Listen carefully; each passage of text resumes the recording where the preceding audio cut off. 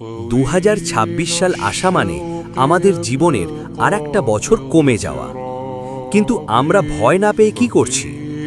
2026 আসবে দেখে আমরা পিকনিক করছি, হ্যাপি নিউ ইয়ার পালন করছি। অথচ প্রত্যেক মানুষই চায় তার হায়াত বাড়ুক, আর একটু বেশি সময় পাক এই দুনিয়ায়।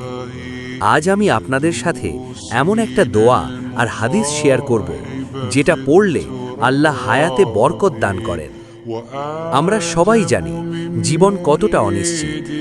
কে জানে আগামী বছরটা আমরা দেখব কিনা। এই কারণেই রাসূলুল্লাহ সাল্লাল্লাহু আলাইহি ওয়াসাল্লাম আমাদের শিখিয়েছেন এমন কিছু আমল যেগুলো হায়াত বাড়ানোর কারণ হয়।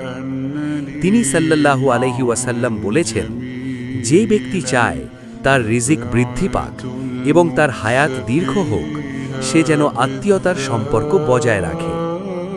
ভাবুন একবার, একটু খোঁজ নেওয়া, মা বাবার সাথে ভালো ব্যবহার, আত্মীয়দের সাথে সম্পর্ক ঠিক রাখা, এই আমল দিয়ে আল্লাহ হায়াতে বরকত দেন। নতুন বছর আসবে, সংখ্যা বদলাবে, কিন্তু আমাদের হায়াত একদিন ঠিকই শেষ হবে।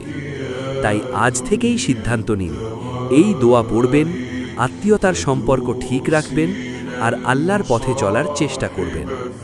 হয়তো আল্লাহ আপনার হায়াত বাড়াবেন আর সেই হায়াতকে নূর ও বরকতে ভরিয়ে দেবেন।